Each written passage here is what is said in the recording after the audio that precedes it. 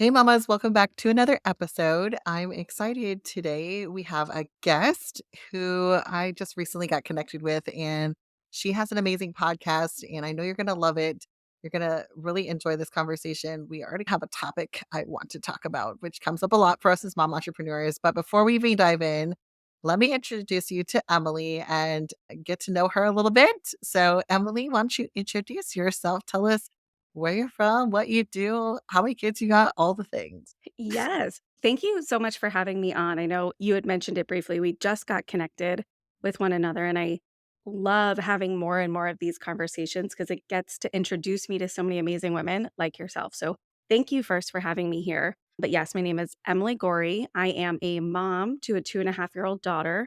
I'm due with my second, a little boy. So, I'm going to check off the boy and girl box on my list here at the end of October, which I am excited and terrified all at the exact same time. I am also the host and voice behind the Project Mom podcast, which focuses on really sharing the stories that intersect in our lives of motherhood and entrepreneurship and how we navigate and deal with the chaos that comes with both of those channels in our lives as women. I'm a huge believer in supporting moms and our entrepreneurial dreams. And I found that I really had to create that for myself. So, a big focus for me also within the last year has been to offer really tangible project based VA work and support so I can help moms just tackle some of those one off projects that have been sitting on our to do list for too long, or we want to find a way to repurpose some content. That's ultimately where I come in. So I found a lot of fun and excitement and connection with other women over the past couple of years. And I'm just excited to continue to have these conversations and put more light on just the hardships, the joys, the unexpected that comes with being a mom and a business owner. I love this so much. You're my people. I think the thing that really drives me to be excited about your podcast is we sometimes get this false image and false story narrative in our own brain because there is no pull back the curtain. Because there's a little bit of I have to have look like I have it all together so that I can be taken seriously, so that people want to work with me. I have to look Yeah. professional. And I just find that's almost this ridiculous obstacle and level of expectation that we have for ourselves. And it's causing a lot of issues. Do you agree? Oh my gosh, totally. And I think it's on both sides of the aisle there, right? In our motherhood journey and in our entrepreneurial journey. And I think there's a lot of obstacles. Absolutely. One of those being these narratives of buttoned up, and it has to be these separate facets of our lives. And Mhm. our kids can't come into our business, and our business can't come into our home. And we have to find a way to find 48 hours and 24 hours and do it all at the exact same time. And I agree. I love that we are starting to see more of these conversations. And part of why I started the podcast Project Mom was because I wasn't finding these stories anywhere. And I had found that I felt isolated in my own brain and in these narratives. And I was like, it just can't be this way. How is it this way? And people are liking it or accepting it. And how am I the only one that's like angry about it? And I started to meet more and more women and have more and more of these conversations. And we started to really unpack some of the narratives and the stories and the challenges and found that we're all actually really frustrated with this scenario. And how can we start to change that a bit? And I'm loving the connections it's given me because I get to meet more women like yourself and have more conversations. And I'm starting to see that there are a lot of podcasts out there. This medium is really giving us an opportunity to talk about it, which I'm grateful for. Yes, exactly. And I think it's this thing that we think that no one feels like we feel. No one's struggling like we struggle. And there is some secret that they know that we don't know, or some talent that they have, or education, or freebie webinar course they've taken that Yeah. gave them all the insight. And I agree with you that it just leads to this loneliness, which then keeps us stuck. And I love that you're trying to stop that narrative and use storytelling to do it. One of the things that when you reached out to me, immediately I wanted to have a conversation about was the subject of mom guilt. And I can imagine that you've already had this conversation, it's come up. But it does. It's something that we hear words taught we hear it thrown out all the time in marketing. Are you struggling with mom guilt? Is mom guilt keeping you down? So I would love to, in this conversation you and I are having, unpack it and share some reality around it. So tell me about your experience with mom guilt. Totally. I think that's a huge distinction, and I appreciate you highlighting that. There's a lot of ways that mom guilt's been used to market different things Mhm. to mompreneurs or just moms or business owners who are thinking of become moms. Or They're career moms, even. career moms. Yep. Yeah. Are showing up in the way you should be showing up. And there's all these shoulds, coulds, woulds that are circling around our brains all the time. So I appreciate the highlighting of that because every experience is different. And for me in particular, it came from not doing something or not raising my child the way that my mom did. So for Yeah. me, it was a personal narrative.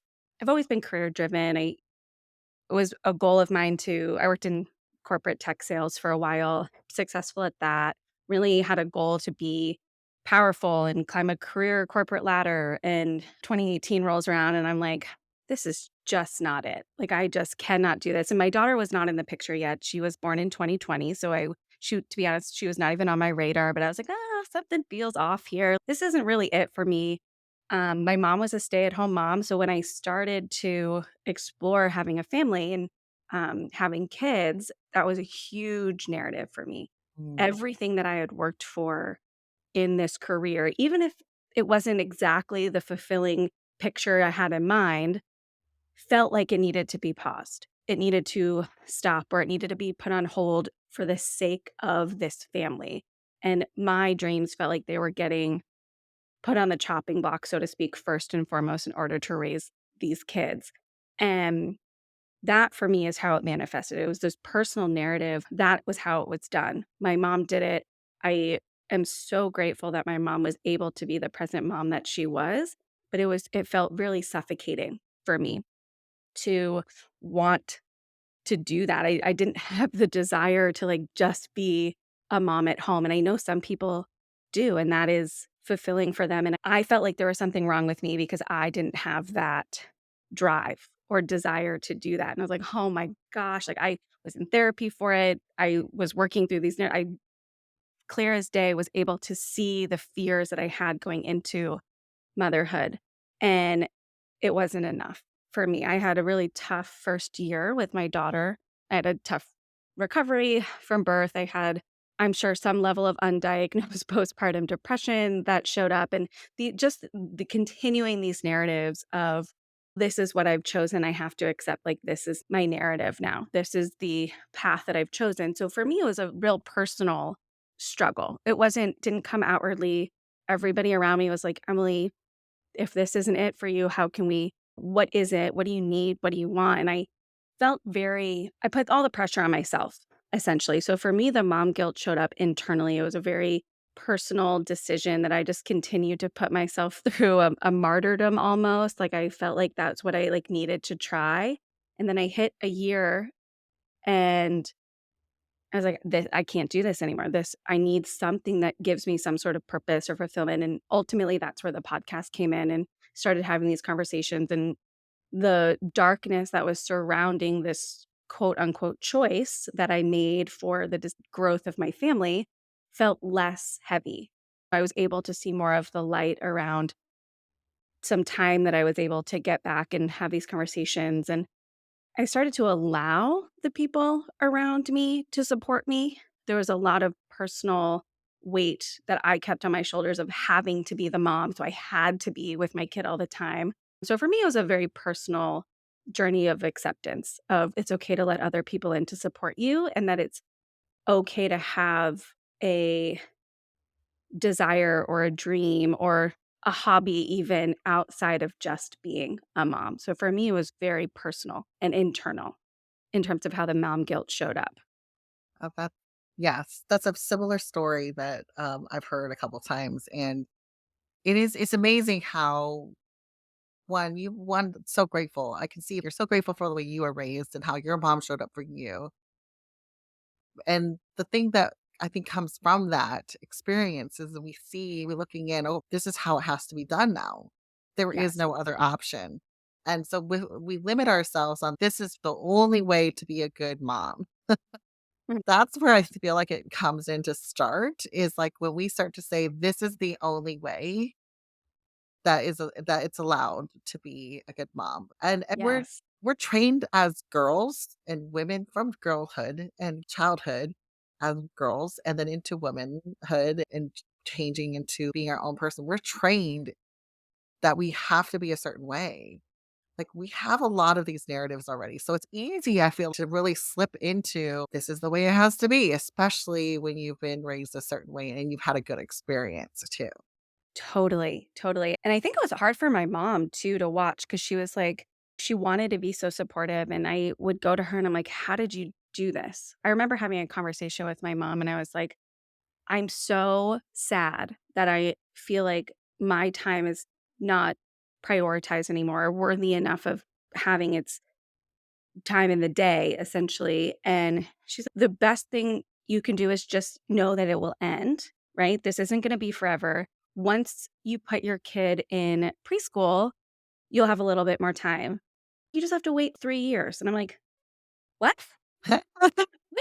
And she has it correct. This is temporary, right? These really early years of child rearing is temporary, but the days are really long, and I think she did her best to give me some sort of hope and whatnot, but for me, the 3-year piece was like, "I have to wait, what? I have to put my life on pause for 3 years." And that's how we saw it happen, and I think it's important for us to recognize our own stories and narratives for how we were raised, and I have had this conversation actually with my husband as well because him and I are always having conversations around supporting one another, and he's also an entrepreneur, he works for himself, so we're constantly battling childcare and his days and my days and things we're trying to get done, and I also don't think dads think about it either in terms of the narratives that they've Sure. been shared and raised, so I think just the more we can talk about that and get some attention on, like, how we saw these things play out in our childhoods, the clearer we can get on what is actually working for us, and are these just stories that we're letting fulfill our days? And does it have to happen that way? And the answer is likely no. We can Yes. do it different. I love that you even brought up talking with your husband about this narrative, and they don't think about it the same way because they were modeled most men were modeled a very similar story, like mom took care of the babies and dad did the work, Yes. and that responsibility fell on all the moms. My husband and I definitely have experienced, like, a lot of evolution when it comes to how we take on our roles as parents. Because it was both of us definitely came from the traditional family, mom takes care of the kids, dad does all the work, and never the 2 shall cross over Yep. kind of thing until you're older when it's easier to handle the kids. But it's Yes. that baby phase that really does leave us exhausted and it shakes us to our core. I think one of the things that you said, like you're the first thing immediately when you started even thinking about babies, not even have them, but you put your own dreams and your vision for yourself on the chopping block before you even got pregnant. Yeah. And I think that's one of the mistakes that we do as moms is we are so self-sacrificing that we then go into this setup for a fall of mom guilt and this like experience that we're going to now have because we're unfulfilled. And Yes. I love that someone once said to me, becoming a mom is integrating a new level of multifacetedness for yourself. It's not becoming one thing. I It's love that. integrating a new level of who you are as a human. And I just really appreciated that perspective because it just kept me from feeling like now I'm a mom, that's all I am.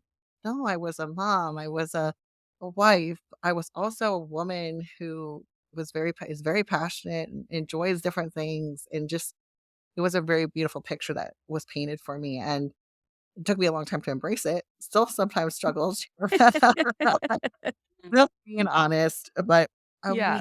we gotta stop assuming that motherhood means no dreams. Yeah, I really appreciate that as well because I think you can hear something 2, 3, 4, 100 times, but until you're meant for it to resonate with you, I think you won't, right? Until it's ready to sit in on the gut and really make an impact. And I love that message, right? Really, motherhood is a level of multifacetedness that we should welcome and not take a pause on. And I do agree, like the mistakes that are made to a point where we then have to relearn that for ourselves, right? You're absolutely right. Like before my daughter was even born, before she was even like a little embryo, I already imagined myself shifting priorities in order to accommodate this little soul. And I think if we think about the days with a newborn, perhaps it's more challenging to be that multifaceted Mhm. human that we are because of the just sheer requirements of a newborn infant, the needs of that we have to take care of, the limited sleep that we have. And I think it for me it came to a point where I was in the thick of that and felt like even if somebody told it to me 10 times over that this will end, you have the ability to continue to do your passions, talk to people, find time for yourself. I don't think I would have believed them at that point. You're like, depends on your own personal experience. And I think if we just remind ourselves that even like the first 6 months, I started to see a little bit of light coming.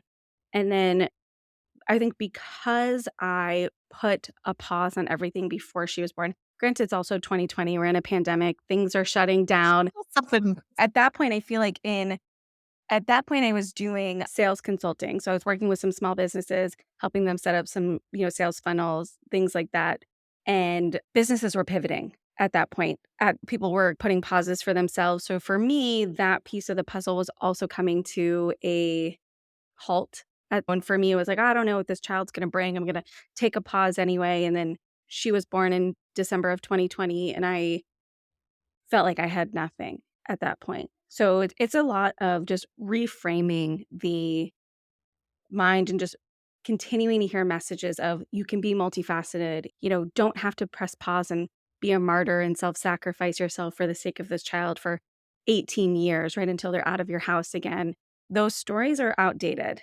Yeah, And if we can just continue to hear that and remind ourselves, the hope is that it gives us a little bit more levity to the situation and we can continue to find ourselves through this because we're not the same, right? We're not the same, but we are still right. worthy of having passions and facets of our lives that don't include motherhood, but with the lens of motherhood coloring them, right? Because our priorities shift at that point. Absolutely. And we do, not to say like we became moms, we love our kids, want them in our world. Most of us, I would say 99% of us are like, yes, I'm so happy to have a child, or at least when they're born, we end up being happy. And I chose to adopt my three youngest ones after having three biologicals. So I'm grateful for it.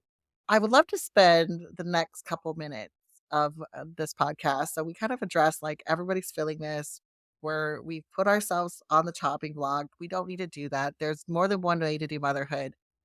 There was something else that you said in your story was that support piece and how to shift it. So I would love to talk about for the rest of this. So if you're experiencing mom guilt, let's bring in some practicality. Yep. How can we shift away from that mom guilt that does trip us up and can be really heavy and can cause us to feel bad? Yep. Because I don't want you living in a state of I feel bad all the time. So, what are some of the pieces of advice you would give for a mom who's experiencing mom guilt? The first piece of that is recognition for me. It's recognizing that you feel that way and that it's valid, first and foremost. These are very real feelings informed by very real experiences that we've had, right? We've already addressed that. These are narratives that we've seen play out. And then taking the pressure off. It's absolutely okay that we feel that way. In terms of actionable action items, ultimately for me it was finding people who would hear my story, but that also have experienced it. Like, for me, I could talk to my husband till I was blue in the face about what I was feeling, but I didn't feel validated in his responses because for me, there was no way that he could actually know what I was going through. So, my Yeah, biggest the piece of whole, "Babe, you're doing a good job." yeah, I'm like, "But you don't know. You will never know. Like, you can tell me all you want that you get it, but you don't get it." So for me, it was really finding women in a similar life stage as me to validate my story Okay. and to almost commiserate with a little bit, right? I started going to some mom groups. I was very intentional about putting my daughter in play groups. So meeting moms who are with kids very similar stage that we had to be like in a room for 45 minutes to 60 minutes at a time. The park didn't really work for me. I found kids of all ages, yada, yada, yada. But I found that I started to make some friends, even peripherally, with women who had kids in very similar stages as me. We could just talk a little bit about banter back and forth about the sleep challenges we had, the challenges, oh, do you work? You don't. Oh, you do? What are some of those challenges? And I just found that finding women who had similar stages to me and similar stories to me was the most validating. And it just took a lot of the weight off my Yeah. shoulders and eliminated a lot of the guilt because I wasn't the only one. And I think a big challenge that people have is, you know, I've talked to so many moms who are like, it's so hard to make mom friends. And I think we all have this expectation of we're gonna find these 3 best friends, and we're all gonna have kids together, and we're gonna do play dates every week, and I think that's unrealistic, honestly, and I for me, the biggest eye opener was can I just make a connection with one woman right now? Yeah. And can that give me peace? And can that give me the joy and support I'm looking for in this moment? And I found when I looked at it that way, the successes of making some mom friends and the being able to alleviate some of the burdens that I was feeling really came in waves because I had these smaller goals for myself. So Oh, that would be my biggest piece of advice. I love that perspective shift on making mom friends. And I would like to just bring this up for those who are listening. This goes for both business friends and mom friends, okay? Because Total all the time people are saying, I wish I had some business friends I could reach out to, or I wish I had more mom friends. And I've experienced both sides of that coin. I felt very isolated as a mom of six because, trading play dates was very off balance. Oh, sure. I could imagine. So, but I love that shift that you made. It was just like, I'm not looking for my best friend. I'm looking for somebody in this moment to share their story, to hear and feel better, and to connect and commiserate, really to validate what this moment is. And if it's something that comes from it, then awesome. If something doesn't, I had this moment of relief. I think that's a really beautiful thing. And I want to encourage those who are looking for mom friends and business friends right now. That's how friendships start. Moments Yeah. like that. That's how they start. Absolutely. And I love that you highlighted it too from a business perspective because I also feel that, right? It's, oh, I wish I had somebody I could meet up at the cafe with and we can co work together and brainstorm and bounce ideas off of one another. And being able to just have somebody, if you're at a networking event and you're having coffee with somebody and you're able to just, hey, I had a quick idea, would love your opinion on it. In those moments, can you get something out of that and take from that what you're looking for overall is also a wonderful thing. And then again, hopefully the start of those relationships will start to form and blossom and in time, maybe you will. Maybe you'll get your business bestie or your mom bestie and all things are right in the world. Yeah. Absolutely. And really, again, how it happened, how you got even those moments of relief is by saying, okay, where can I go to get some more support? Where Yes. can I go to be around people who will tell me the truth and instead of staying stuck in my own head? And I do think that's a gap for mom guilt is mom guilt hangs around when we keep it internal and we Yes. don't ask for support. We don't ask if this is normal. We don't verbalize, hey, I'm struggling. We don't communicate. So Yeah. if you're struggling with mom guilt right now, you have to do some sort of action to move out of it. And I love that you brought up going to these mom groups and talking to people and having those moments. Yeah. You mentioned also allowing for support. Yeah. Talk to me a little bit about the support that you had to allow to come in because you were feeling like, okay, I had to be okay with people supporting me. Absolutely. I wanna if you don't mind, I just wanna bump back really fast Yeah, to something absolutely. you just said in terms of the conversations that you're having. I think it's also important to make the distinction of not everybody is willing to meet us where we're at or where we're looking for, and I just wanna caveat too, that doesn't mean we are in the wrong or we should stop. They're just not our people, and I've had some conversations, and I think it's up to us to start those conversations also. It's, "Hey, we need to be the ones that are vulnerable first if that's what we're ultimately looking for." Because if we think about our own personal stories, the woman across from us is having her own personal journey as well, and I think if we open the door to that vulnerability, that allows for her to meet us where we are. But I also wanna just reiterate, right? Maybe she's not ready or maybe she's not willing. So if we don't get the response we're looking for, that doesn't mean we shouldn't keep going or that doesn't mean we shouldn't try it again. Because eventually we will find the people who are willing to meet us where we're at and give us the support that we're looking for. Because I think that can be perceived sometimes as, oh, wait, maybe I shouldn't be sharing this. Maybe I am the only one that feels that way. Continue to have those conversations. Yeah. Saying like, I'm allowed to be a different kind of mom. So if you Yes. get in the wrong group, be okay with being trying another group. Exactly, exactly. Yeah, and I think in terms of your next question of how did I allow some support and what did that support ultimately look like for me? It ultimately came down to taking action myself. I think I was looking for others to show up for me in a way that I didn't even really know how to communicate. So for me, action was key. So those mom groups, I actually started looking for a daycare for my daughter for part time. For me, that was a huge step. I just need some space for me to think. And when I'm with her all the time, my mind is being pulled in a million directions. I hired like a summer nanny. It was I think by all things considered, she was extremely unqualified, but I was just like, "I got a really good gut check from you. You can come 2 days a week for 4 hours for the day, put her down for a nap, and then I'll be back." For me, it was giving myself the permission to spend some money to support myself, which was Ooh, the big support that I needed to have, that I'm worthy of spending some funds that we have in order to give myself some space. And for me, that was the big support that I had to welcome in. And of course, my husband was extremely supportive. The family around us, the friends around us was like my biggest cheerleaders. Yes, this is such a great idea. Go do it, run with it, add some more days. Do you want some more time? That sort of stuff. So it was really, again, that personal acceptance of almost worth of this, I'm worthy of finding some time outside of being just a mom that I can start working on a podcast or growing a business or restarting a business that really needed to happen for me first.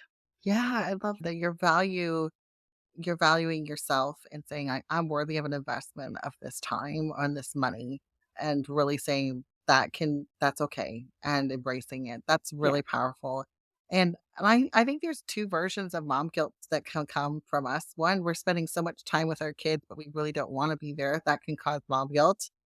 And then the other side of the coin can be like, oh, my business is taking me away from my kid and now I'm not spending enough time with them, and now I feel guilty that my business is taking me away. So have you had that moment yet where you felt the opposite side where you're like, "Okay, now I've taken time for me and I've invested in me. I'm super excited about that." Have you now seen any evidence of the mom guilt going the other direction?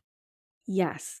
100%. And it's always going to be a delicate balancing act, I think. And the recognition piece comes first still for me. And I have found that the guilt that I feel on the other side of the coin there, the one where I'm like, "Oh, I'm not spending enough time with my child," honestly is easier for me to navigate. It feels much lighter to me. It's there, but I just know how much better off we all are when I have that time, and it really comes down to the boundaries that I set for myself. Like, I know she goes to daycare 3 days now. She goes full time, so we drop her off about 8:30, we pick her up about 3:30, and I know that during those hours, those are the ones that I am giving myself full permission to go into the podcast, into the business for. And it's when I'm home with her, when I pick her up, that's the shut off. for me, and I give myself full permission to be home with her and present. I find that when I until I set those boundaries, this is work time, this is child time, I found myself still mentally being in 2 places at once. When I was working on the business, I still was like, "Oh, I have some house stuff to do," or, "Oh, I have to make sure I pack that for her lunch for tomorrow," and then would find that when I was with her in the afternoons, I was thinking, "Oh, well, that that woman wanted to schedule the interview. Maybe I should try and be flexible in order to get that on the time," but then I would have to ask my husband what, and I would ping pong back and forth, and Mhm. until I set those boundaries of, these are the times that I'm spending with my daughter, these are the times that I'm allowing to interview and work on the business and talk to potential new clients. Until that's when the guilt would set in because I wasn't actually present in either one of those things. So it's still very much there. There are days, I think I probably have at least one once a week where I'm like, oh, I really have so much to do on the other side of the coin or in the business or at home. And I just have to remind myself that both of them are worthy of this time, and that's what I've set forth, and if I need to shift my priorities, that's okay, but it's ultimately my decision, and whatever I decide, I'm accepting of that, and I don't beat myself up for it. That's really powerful. And I think you brought up exactly something that I've seen over and over again for myself and my clients when I work with them is when we don't have boundaries, this is when I'm working and this is when I'm not, and they bleed into each Mm. other. One, our brains can't handle the amount of mental load that Yeah, is. That's a lot of mental load to be constantly thinking like all these things about the family and your mom's side of your brain, plus the business at the same time and juggling them and trying to sort them. It's too much. But then the yeah, boundaries of saying, "This is when I'm gonna work, and this is when I'm not gonna work. This is when my kids have my attention. This is when my business has my attention." It's a really powerful gift you can give yourself, yeah, and just putting that boundary up and saying, "I'm gonna honor this and be okay with it because I gave myself permission." The second thing that happens as well, this is a side effect, of what I call of these boundaries, is your kids also and your husband, your spouse, mm, trickle down, even your business will then respect those boundaries too, and they'll understand them. yes, The one of the big things that I experienced was I realized when I did not have good boundaries, I was constantly telling my kids, "Give me 5 more minutes." And they were like, "That means nothing." So they kept interrupting me sure, because I kept saying, "It's just gonna be 5 more minutes," but it never was 5 minutes. It was 15 or 30 minutes later that I actually gave them my attention, so they didn't believe me yeah, when I said 5 more minutes. yeah, So I was not honoring them or myself in that moment, and that's what caused the mom guilt sometimes. So this I hope this inspires those that are listening to say, I can check in and I can see, hey, I'm not holding a boundary or I haven't given myself permission to split these up and honor myself. All of this has been so good. It's such good advice that I'm excited for the listeners listening. And if you are getting something out of this or you're struggling with mom guilt or you're still like, I don't know how to put these boundaries up, then reach out to Emily, reach out to me. I would love to chat through that. I know that you'd be happy for a DM in your inbox. absolutely, absolutely. I love having these conversations, and I love being able to support other women, however that look, and I think the biggest thing with boundaries, and I'll just leave it at this, is the we are the enforcers of those, You and we can communicate them day in and day out and hope that other people will respect them, but ultimately, at the end of the day, they will get crossed, so we have to be the ones that enforce those boundaries, and then actually, like you said, do what we say, and then show up when we say we're gonna show up, and I would love to have conversations with anyone who wants to talk about that more, how that looks, what that can look like, how they can shift what th're doing, because it really is powerful. And once we can make that shift, so many other things will unlock.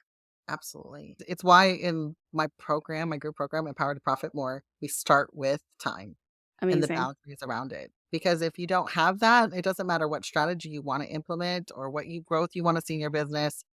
If you don't have those that clarity in your head and everything is crossing over like you were talking about, we're just gonna stay in this overwhelmed state. How can someone DM you? Where do you like to hang out? Yes, I am primarily on Instagram for the podcast at Project Mom Podcast.